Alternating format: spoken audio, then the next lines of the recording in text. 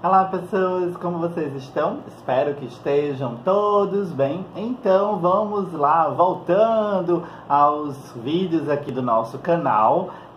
Eu estava fazendo sempre vídeos em série, né? Tinha série de psicologia e comportamento, tinha série de artesanato, né? E a série de espiritualidade.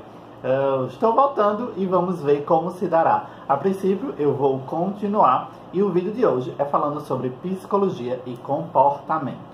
Eu queria conversar com vocês um pouco sobre o processo, sobre a nossa vida que é processual. Hoje eu estava tendo um atendimento aqui e até eu conversei um pouco, refleti um pouco com um cliente sobre isso.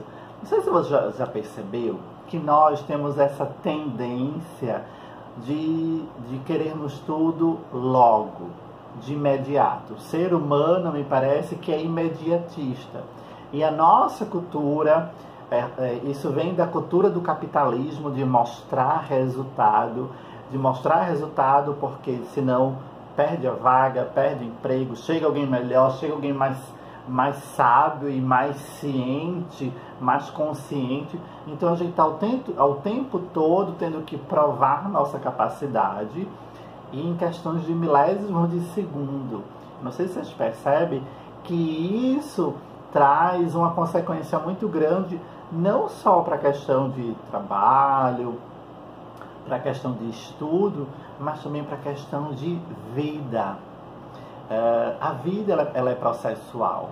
Fico pensando que o bom de uma psicoterapia e da filosofia, da espiritualidade que nos leva a refletir, é entender que a vida ela é um processo, né? Já tem se falado muito sobre isso, né? Que a felicidade ela não está no fim, a felicidade não é um objetivo, mas a felicidade é o processo. Quantas e quantas pessoas dizem e se prometem: quando eu conseguir um emprego eu vou ser feliz, aquele emprego dos meus sonhos, chega lá e não é feliz.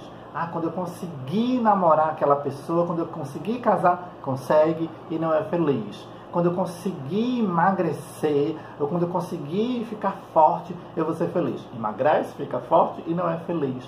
Porque elas colocam a responsabilidade e o peso da felicidade no fim, no objetivo. E esquecem de viver o processual, né? A felicidade aqui no fim, eu fico pensando que ela vai ter sentido e sabor se eu vivo o processual de ser feliz.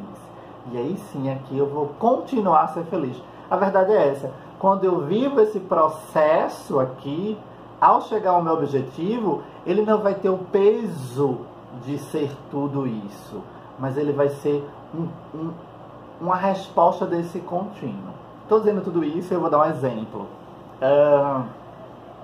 Algumas pessoas dizem que eu falo bem, que eu me expresso bem, né? Eu tenho Mercúrio em peixes, né? Meu ascendente é Gêmeos, então algumas coisas astrológicas me ajudam a falar, né? A me expressar. Eu tenho uma coach de mídia social, ela diz: Luiz, você é incrível no improviso. Você vai falando, você vai improvisando, mas eu não nasci assim, né? Eu tenho muita coisa a aprender, muita coisa a melhorar. Tá aqui os meus vídeos para vocês verem. Mas o que eu quero dizer com isso é que eu levei um tempo para isso. E aí quando a gente se compara, eu já falei aqui, tem um vídeo aqui no canal, O Poder da Comparação, que a gente fala muito sobre isso. A comparação é algo muito ruim para boa estima, né? Para boa autoestima. Quando a gente se compara, a gente esquece de ver o nosso processo e esquece de ver o processo do outro. A gente compara somente os resultados.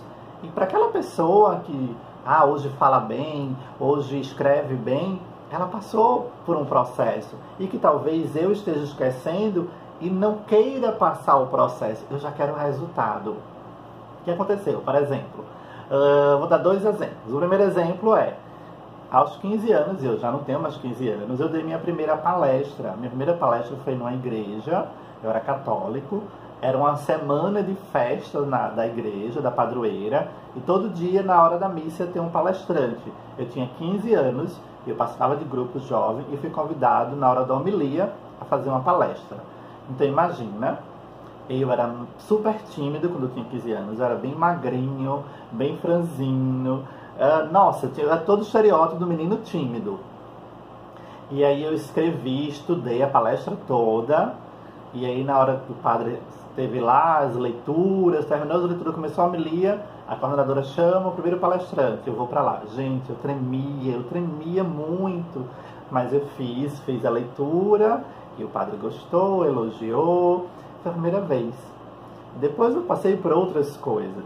Eu lembro que, por exemplo, em 2000, eu não lembro se foi 2006 ou 2005, eu comecei a dar aulas. Gente, todo o primeiro dia de aula eu fico tremendo. Isso é fato. Eu teve uma vez que eu dando aula, explicando, e nesse dia a coordenadora estava lá me vendo e ela gostando, os alunos gostando. Aí eu peguei um copo. Quando eu peguei o copo, a minha mão tremia. Aí eu peguei assim o copo com as duas mãos, bebi água e continuei. E toda vez que eu pego a folha tremia. Eu soltava a folha, porque sempre na primeira vez eu treino. No primeiro dia eu sempre fico tremendo, fico nervoso, não sei como, mas sai. Aí eu lembro que uma vez, com o tempo passou e um dos alunos disse assim: professor, eu lembro, o primeiro dia de aula do seu, você estava nervoso, você pegou a folha e tremeu. Eu digo, poxa, tu percebeu? Mas poucas pessoas percebem, né? Mas no primeiro dia de aula eu sempre fico nervoso. Mas vai galgando, vai aprendendo. Há 3 anos atrás, eu não gostava da minha voz. Né? Foi quando eu comecei a minha expansão na mecânica quântica, na expansão da consciência, conheci os grupos de WhatsApp de espiritualidade, e eu comecei a gravar alguns áudios sobre a Louise Hay, porque eu sempre fui apaixonado pela Louise Hay, e as pessoas diziam assim: ai, Luiz, tua voz é tão bonita, ai, tua voz passa uma paz, ai, eu gosto muito de te ouvir. E eu dizia: oi? Minha voz? A minha voz é bonita? Passa paz? Não sei disso não. E aí as pessoas ficaram insistindo, e uma pessoa dizia assim: Luiz, por que você não grava seus áudios?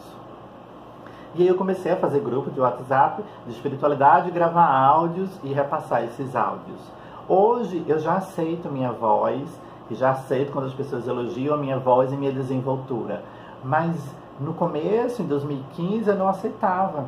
Porque eu passei toda a minha adolescência e acho que a vida adulta escutando que minha voz era feia, que minha voz era ruim, que minha voz era uma voz fanha, que minha voz era uma voz de bicha, de afeminado. Então eu não gostava da minha voz.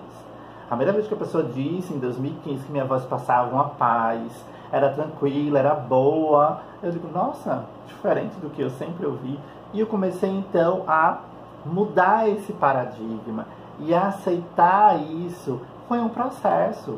Hoje, se eu gravo vídeos, se eu gravo áudios, eu já tenho 3 anos de grupo de WhatsApp, e aí a pessoa diz: nossa, fala tão bem, tua voz é tão bonita, tua voz passa uma paz, tu tem uma desenvoltura legal. Eu digo, foi um processo para chegar aqui. Então é bem importante, na comparação, a gente entender que o outro tem um processo diferente do meu. Eu não posso almejar um resultado sem ver o processo dele, sem respeitar o meu processo, que talvez está no começo ou na metade, tá? E entender que a vida é um processo, a vida não é um fim, não é um ser feliz aqui, mas é um ser feliz com altos e baixos, para que aqui a felicidade possa ser um contínuo, tá bom? Então é isso que eu queria compartilhar com vocês, sobre a questão do processo, de a gente respeitar os nossos processos e de não sermos tão imediatistas e nos compararmos tanto, tá bom? Sou Luiz Carlos Filho, psicólogo, terapeuta holístico e mestre em Reiki Sul tibetano. Me sigam no Instagram, @lucafilho. Lá tem lives, lá tem séries, tá bom? Que eu tô colocando e muitas outras coisas. Gratidão, e eu termino dizendo tudo está bem no meu mundo.